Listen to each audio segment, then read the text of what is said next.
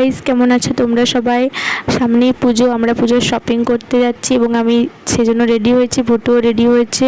আমরা বেশ ইনস্টলমেন্টে শপিং করেছি 3-4 দিন ধরে। শপিংটা এইভাবেই করতে হয়, একদিনে তো কমপ্লিট হয় না। এই দেখো আমার এই ড্রেসটা অ্যাকচুয়ালি আমার 10-12 বছর আগেকার ড্রেস। আমার এখনও এটা হচ্ছে এবং আমি পরেছিলাম সেদিন। আর ভুটুকে প্রথম দিন আমি শপিংয়ে নিয়ে যেয়ে খুব বড় ভুল করেছি। ও খুব চঞ্চল হয়ে গেছে না, সেই জন্য ওর পরে ওকে আর শপিংয়ে নিয়ে যাইনি। শপিং করার পরে আমরা আমাদের ফেভারিট রেস্টুরেন্টে গিয়েছিলাম। সেখানে স্যালাড আর অ্যাজ ইউজুয়াল আমাদের চিকেন বিরিয়ানি এবং চিকেন চাপ এগুলো অর্ডার করেছিলাম। ভুটু এখন নিজে নিজে খাচ্ছে, দেখো তোমরা কীভাবে ও খাবার খাচ্ছে।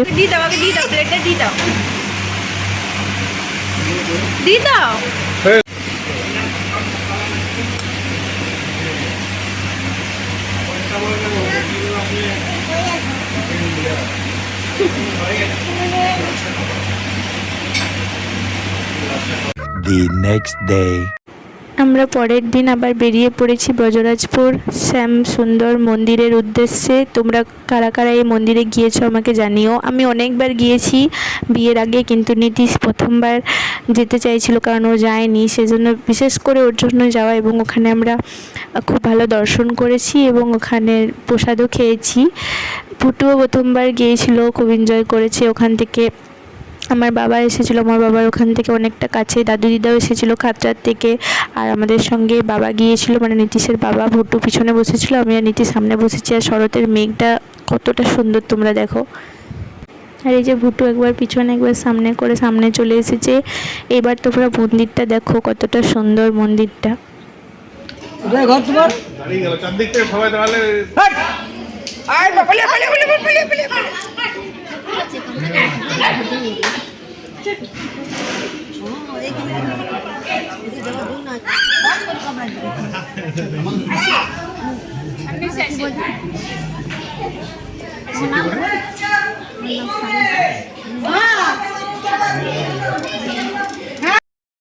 যে দাদু দিদা এখানে বসে আছে, নীতিশ বসে আছে। মন্দিরটা ঢোকার সামনেই এইটা দেখে চোখটা আটকে গেল, কারণ আমার খুব স্বপ্ন যে আমি প্রাইমারি স্কুলে টিচার হব এবং তার জন্য আমি ডিএড করেছি, টেট পাস করেছি। আমি ইন্টারভিউর জন্য ওয়েট করছি, একটু একটু প্রিপারেশনও নিই ভুটুকে সামলে যতটা নেওয়া যায়। খুব খুব খুব ইমোশনাল হয়ে গিয়েছিলাম। ওখানে টিচারদেরকে স্টুডেন্টদেরকে দেখতে পাচ্ছিলাম বাইরে থেকে, আর ভিডিওটা না করে পারলাম না। জানি না কোনো দিনও আমার স্বপ্ন পূরণ হবে কি না। ঠাকুর যদি চায় তাহলে হয়তো হবে। সেদিনে আমি এই ভিউটা দেখতে দেখতে খুব খুব ইমোশনাল হয়ে যাচ্ছিলাম যে আমিও যদি এখানে ঢুকে কোনো দিন পড়াতে পারি। এটা সেই জায়গা যেখানে ভোগ বিতরণ করা হয়, অন্নভোগ, ভাত টাত সব কিছু তরকারি দেয়। আর এই নামগুলো হচ্ছে যারা যারা এখানে কন্ট্রিবিউট করেছে মন্দিরটাকে বানানোর জন্য। আর এখানে আমরা বসে অনেকটা সময় কাটাচ্ছিলাম। ওই যে বাবি ভুটু ওখানে আছে, তারপরে নীতিশ, আমি বসেছিলাম। আর এই মন্দিরের এরিয়াটাও খুব সুন্দর, মানে অনেকটা জায়গা নিয়ে মন্দিরটা তৈরি, বেশ খোলামেলা। এখানে খাবার তৈরি হচ্ছে। এখানে অ্যাকচুয়ালি পাচা পড়ে, যে যখন পাচা পড়ে সে তখন খাওয়ায়। ওদিকেও একটা সেট তৈরি হয়েছে। বলে জীবনের মতো তোর খেলা খতম আমার।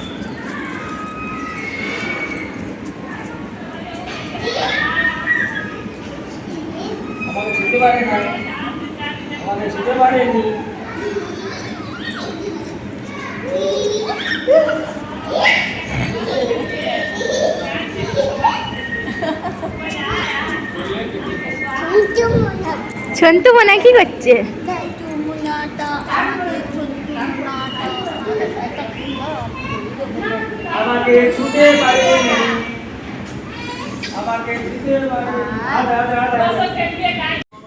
এর বেশ কিছুদিন পরে এটা আমাদের দুর্গাপূজার ব্লগ। এইবার দেখো ভুটু দুর্গাপূজায় গেঞ্জি আর ধুতি পরেছে, আমার দাদু দিয়ে পাঠিয়েছিল। আর ওই গেঞ্জিটা ওইটা পরে ও আমাদের ঘট আনতে গিয়েছিল। তোমরা তো আশা করি জানো যে আমাদের বাড়িতে দুর্গাপুজো হয়। আর এই ধুতি পাঞ্জাবিটাও দাদু ওকে দিয়েছে, এটা পরে ওকে পুরো ছেলেদের মতো লাগছে।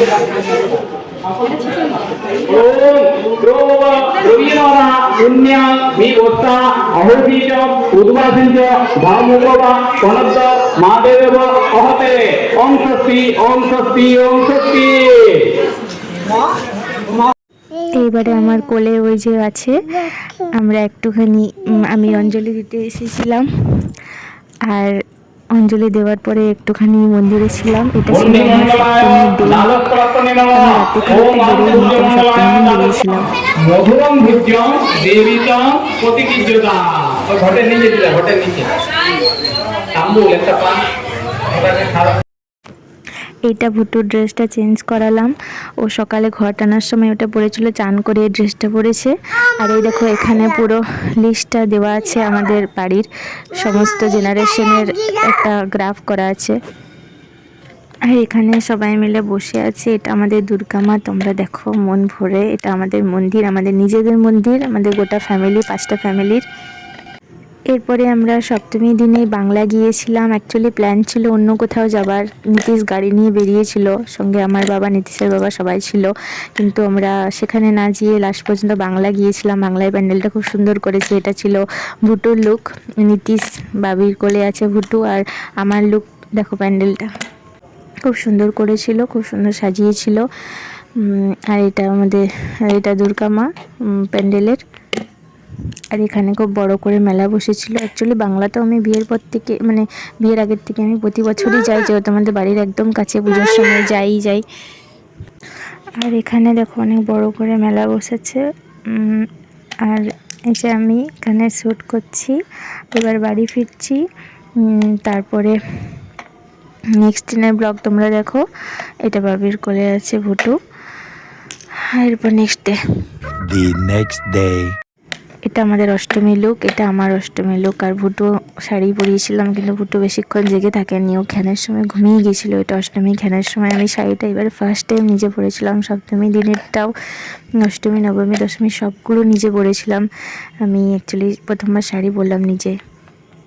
আর এইটা আমরা অষ্টমী খ্যানের পরে সবাই মিলে ধলডাঙ্গার মোড়ে যাচ্ছি ঠাকুরটা দেখতে। ধলডাঙ্গা মোড়ে তোমরা কে কে দেখেছো অবশ্যই জানিও কমেন্ট করে। অ্যাকচুয়ালি এবারে খুব একটা ভালো করেনি, মোটামুটি এই শোলা থার্মোকল দিয়ে করেছিল। আর ভিতরে এই যে দুর্গা মাটা তো খুব সুন্দর হয়েছিল, দুর্গা মা সবসময় সুন্দর। এটা আমার নবমী লুক, নবমীর এটা যজ্ঞর সময় আমি ওখানে মন্দিরে গিয়েছিলাম। সবাই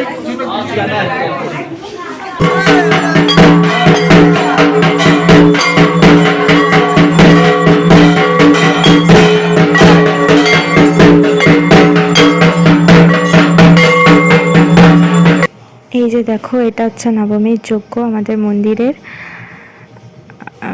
আমাদের মন্দির বলতে, তোমরা এর আগে আমার দুর্গাপূজার ব্লগটা যদি দেখে থাকো তাহলে তোমরা জানবে যে এই মন্দিরটা আমাদের।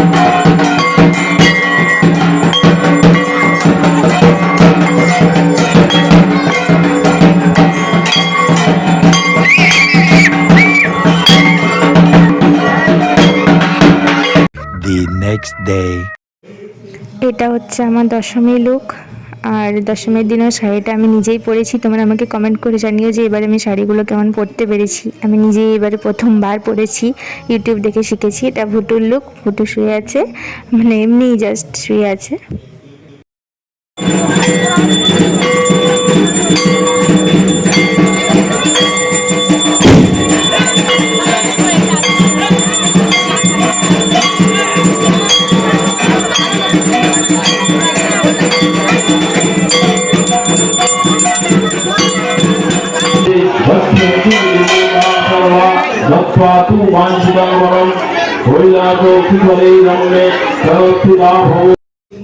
এই মাঝে সিঁদুর খেলা হয়ে গেল। সিঁদুর খেলে ভূত আমি।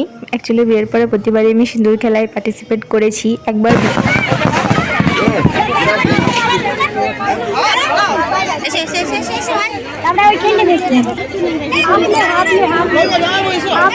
ছাতা নিয়ে বাবির কাছে আছে।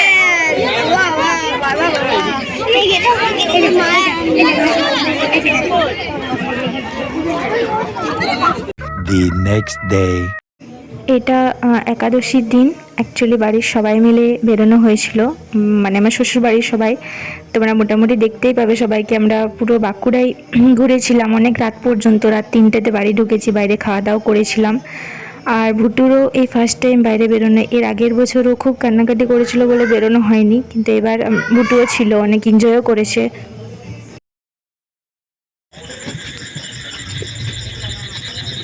দেখবে